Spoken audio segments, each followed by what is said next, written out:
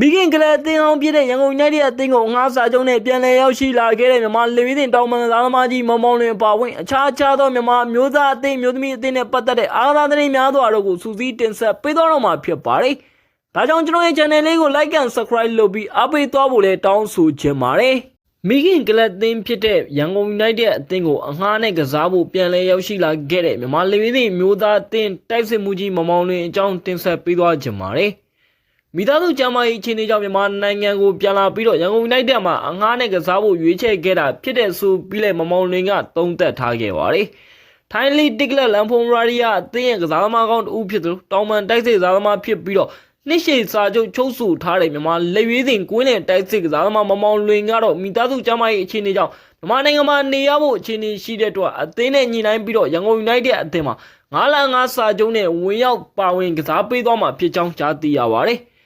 မိသားစုကျမ်းမာရေးအခြေအနေကြောင့်ကျွန်တော်အခြေအနေကမြန်မာနိုင်ငံမှာကာလရှည်နေရဖို့ရှိပါတယ်။ကလပ်သင်းဘက်ကလည်းခွင့်ပေးထားပါတယ်။ဒါပေမဲ့ဘယ်လောက်ကြာမလဲဆိုတာကိုသေချာမသိရသေးပါဘူး။ဂျားထဲမှာဘလုံးကစားရအောင်လို့အသင်းကိုခွင့်တောင်းပြီးတော့ရန်ကုန်ယူနိုက်တက်မှာအငှားနဲ့ကစားဖို့စီစဉ်ခဲ့တာပါဆိုပြီးတော့မောင်မောင်လွင်ကပြောကြားထားခဲ့တာဖြစ်ပါတယ်။မောင်လင်ကတော့လမ်ဘုံဝါရီယာအသင်းနဲ့တူ3နှစ်သက်တမ်းတို့စာချုပ်ချုပ်ဆိုထားခဲ့ပါတယ်။အသင်းမှာကစားနေတာ9နှစ်ဝန်းကျင်ရှိနေပြီးတော့မောင်လွင်အနေနဲ့လည်းရန်ကုန်ယူနိုက်တက်အသင်းမှာကျော်နံပါတ်89ကိုဝစ်စင်ပြီးကစားသွားမှာဖြစ်ကြောင်းကြားသိရပါတယ်။ဘလိုပဲဖြစ်နေပါသေးကျွန်တော်တို့ရဲ့မြန်မာလေဝီးတင်အမျိုးသားအသင်းရဲ့တောင်ပန်တိုက်စစ်သားမကြီးအသင်းကောင်းဆောင်ကြီးမောင်မောင်လွင်ကတော့မိခင်ကလပ်အသင်းဟောင်းဖြစ်တဲ့ရန်ကုန်ယူနိုက်တက်အသင်းနဲ့တူမြန်မာနိုင်ငံလိဒုတိယကျော်ပွဲစဉ်တွေကိုပါဝင်ဝင်ရောက်ကစားပေးသွားမှာတော့မှလည်းဖြစ်ပါတယ်။မောင်မောင်လင်ရောက်ရှိလာခြင်းနဲ့အတူရန်ကုန်ယူနိုက်တက်အသင်းရဲ့တိုက်စစ်ပိုင်းဘယ်လောက်ထိထက်မြက်မှုရှိသွားမလဲဆိုတာကလည်းအင်တန်စိတ်ဝင်စားစရာကောင်းနေပါတယ်။လက်ရှိချိန်မှာမြန်မာနိုင်ငံရဲ့အကောင်းဆုံးသားမတူဖြစ်ရက်တည်နေတဲ့မောင်မောင်လင်ကတော့သူ့ရဲ့ဖန်တီးနိုင်မှုစွမ်းရည်တွေတစ်ဖက်အသင်းရဲ့နောက်တန်းကိုလှုပ်ရှားမှုအပြည့်နဲ့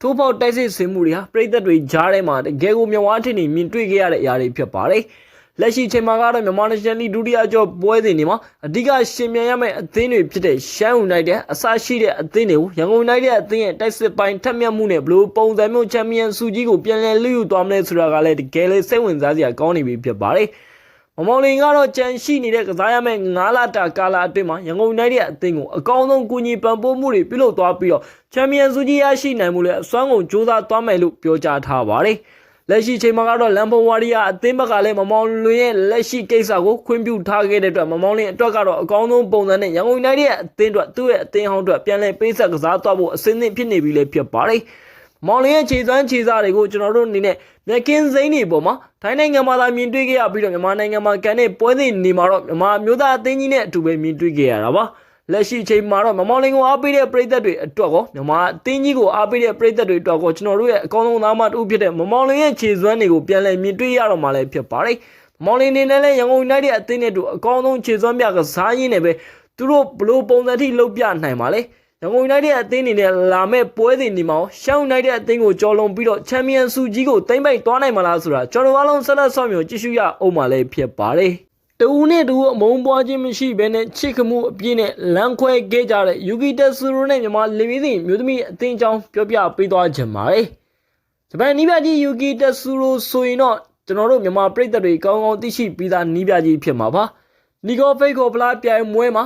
ဘူဆွဲနိုင်အောင်ကြိုးစားပေးခဲ့တယ်။အာဆီယံမျိုးသမီးချန်ပီယံရှစ်ပြိုင်မွဲမှာလည်းအကောင်းဆုံးပုံစံတရရရှိပြီးတော့ငွေစိမ့်စုဒုတိယဆုရရှိအောင်စွမ်းဆောင်နိုင်ခဲ့ပါတယ်။ဒါပေမဲ့ကျွန်တော်တို့အားလုံးမျှော်လင့်ကြီးဆောင်စားခဲ့ရတဲ့စီးကိန်းပြိုင်ပွဲကြီးမှာတော့အုပ်စုစိတ်နဲ့ပဲလှည့်ပြန်ခဲ့အောင်စွမ်းဆောင်နိုင်ခဲ့ပါတယ်။အဲဒီကိစ္စတွေနဲ့ပတ်သက်ပြီးတော့နီးပြချုပ်ယူဂီတက်ဆူရိုဘတ်မှတာဝန်ယူမှုတာဝန်ခံမှုအပြည့်နဲ့သူ့အနေနဲ့ကိုယ်တိုင်နှုတ်ထွက်ခဲ့ပြီးတော့မြန်မာမျိုးသမီးလက်ဝဲစဉ်အသင်းနဲ့လမ်းခွဲခဲ့တာဖြစ်ပါတယ်။ဒါပေမဲ့ယူဂီတက်ဆူရိုနဲ့ကစားသမားတွေကြားမှာအချင်းများမှုတွေအခက်အခဲတွေရှိလားဆိုတဲ့မေးခွန်းအပေါ်မှာကတော့ရှင်းပါတယ်။မြန်မာမျိုးသမီးအသင်းရဲ့သားမတွေဟာယူဂီတက်ဆူရိုကိုရေုံကြီးလေးစားကြတယ်လို့လည်းကြားသိရပါတယ်။ယူဂီတက်ဆူရိုထွက်ခွာသွားပြီးတဲ့နောက်မှာမြန်မာမျိုးသမီးအသင်းရဲ့သားမတွေကိုယ်တိုင်သူတို့ရဲ့ကိုယ်ပိုင် Facebook စာမျက်နှာတွေအခြားသောပုံစံတွေနဲ့ယူဂီတက်ဆူရိုထွက်ခွာသွားခြင်းကိုဝမ်းနည်းကြောင်းနဲ့တင်ထားခဲ့တဲ့မြင်ကွင်းကိုကြည့်ရင်သိနိုင်ပါတယ်။ယူဂီတက်ဆူရိုဟာသားမတွေကိုလမ်းပြညွှန်ကြားမှုကောင်းတယ်။သူ့ရဲ့နီးစနစ်ပိုင်းထက်မြက်မှုရှိတယ်လို့လည်းကျွန်တော်တို့ကြားသိရပါတယ်။ဒါပေမဲ့လည်းတကယ်ပွဲတဲ့ရောက်ရင်သားမတွေအနေနဲ့ကစားတဲ့ပုံတွေယိုယွင်းနေသလိ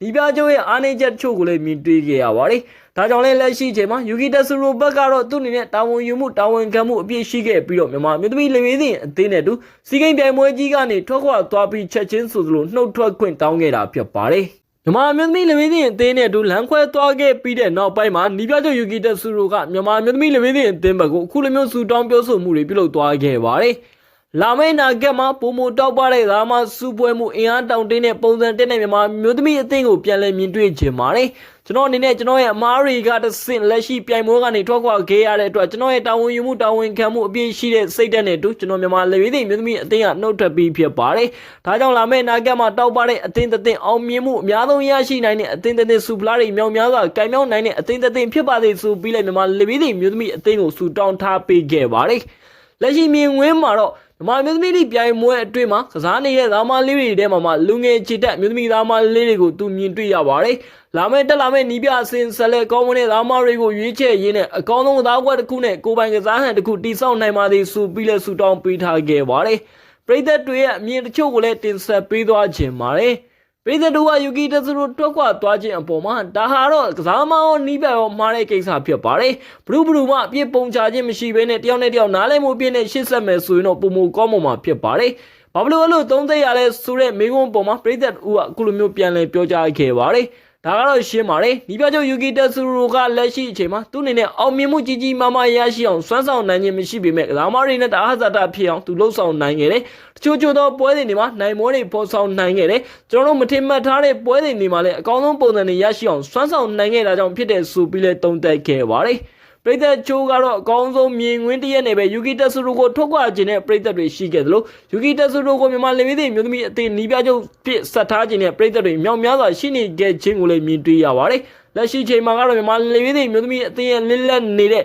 ့နေရာအတွက်ပဲနီးပြကလက်ရှိချိန်တာဝန်ယူသွားမလဲဆိုတာအင်မတန်စိတ်ဝင်စားစရာကောင်းနေပြီးတော့မြန်မာလူမျိုးတွေမျိုးသမီးအသင်းရဲ့နီးပြချုပ်ရာဒူးကိုလည်းဘယ်နီးပြဘလို့ပုံစံမျိုးဝင်ရောက်လာပြီးတော့အကောင်းဆုံးပုံစံနဲ့ပြန်လဲပုံပေါ်မလဲဆိုတာအင်မတန်စိတ်ဝင်စားစရာကောင်းနေပြီလေဖြစ်ပါတယ်။မိထက်လူကိုမြန်မာလူမျိုးတွေမျိုးသမီးအသင်းကနေနှုတ်ထွက်ပြီးတော့ပညာရေးကိုပဲအာရုံစိုက်စီခြင်းကြောင့်ပရိသတ်ချို့ကတော့တောင်းဆိုနေကြပါတယ်။ပြီးခဲ့တဲ့စီးကိန်းပြိုင်ပွဲမှာမိထက်လူအနေနဲ့သွင်းဝင်ကိုသွင်းယူပြီးတော့နောက်ဆုံးပွဲစဉ်အဓိကအရေးကြီးတဲ့ဗီယက်နမ်အသင်းနဲ့ပွဲစဉ်မှာနီးပြချုပ်ရဲ့ချက်လက်ချင်းကိုခံခဲ့ရပြီးတော့မိနစ်10မိနစ်ဝန်းကျင်သာကစားခဲ့ရတဲ့ပွဲစဉ်ပြီးတဲ့နောက်ပိုင်းမှာပရိသတ်ချုပ်ကအခုလိုမျိုးမိထက်လူကိုတောင်းဆိုမှုတွေပြုလုပ်လာခဲ့တာဖြစ်ပါတယ်။ခုလိုမျိုးပရိသတ်ချုပ်ရဲ့တောင်းဆိုမှုပေါ်မှာမိထက်လူကတော့ဘာမှပြန်လည်ဖြေကြားခြင်းမရှိပေမဲ့ချိုးပရိသတ်တွေဟာဆိုရင်ဒီကလေးကအင်မတန်ပညာရေးဘက်မှာလည်းထူးချွန်တဲ့ကလေးဖြစ်ပါတယ်။ပြီးတော့သူ့အနေနဲ့မြန်မာမျိုးသမီးအသင်းအတွက်ပေးဆက်ကစားလူချင်းစိတ်အပြည့်ရှိကြောင်းကိုသူပါဝင်ကစားခဲ့တဲ့ပွဲစဉ်တွေကိုကြည့်ရင်သိနိုင်ပါတယ်။သူ့အနေနဲ့ဂိုးလည်းရှိတဲ့သားမတူးလည်းဖြစ်ပါတယ်။ဒါပေမဲ့ကျွန်တော်တို့နီးပြကြီးနောက်ဆုံးလှုပ်သွားတဲ့ပွဲစဉ်မှာလုံးဝလက်ခံနိုင်ကြအကြောင်းမရှိဘဲနဲ့မေထက်လူကိုချက်လက်ထားခဲ့တယ်။ဒီပွဲစဉ်တွေမှာမေထက်လူကိုမဖြစ်မနေသုံးတင်တယ်ကျွန်တော်တို့တိုက်စစ်မှတိုက်စစ်ကစားရမယ့်ပွဲစဉ်တွေမှာ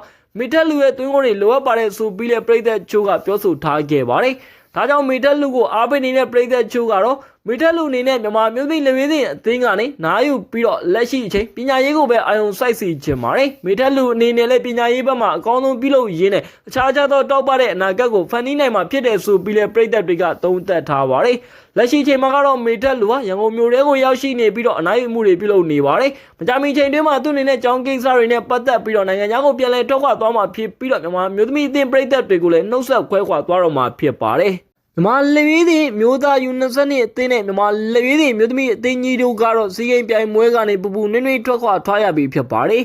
ဒီပွဲစဉ်တွေအပြီးမှသိလိုက်ရတဲ့အချက်တစ်ချက်ကအခြားသောကျွန်တော်တို့ထက်အင်အားနှိမ့်တဲ့အသင်းတွေအရင်နှုန်းကအသင်းတွေကလက်ရှိချိန်မှာမြန်မာမျိုးသားအသင်းတွေမျိုးသမီးအသင်းတွေတက်ဆိုင်ရင်တာလုံးပိုကဲနေတဲ့ခြေစွမ်းကစားကွက်မှာရှိနေခဲ့တဲ့အကြောင်းအရာတွေဖြစ်ပါတယ်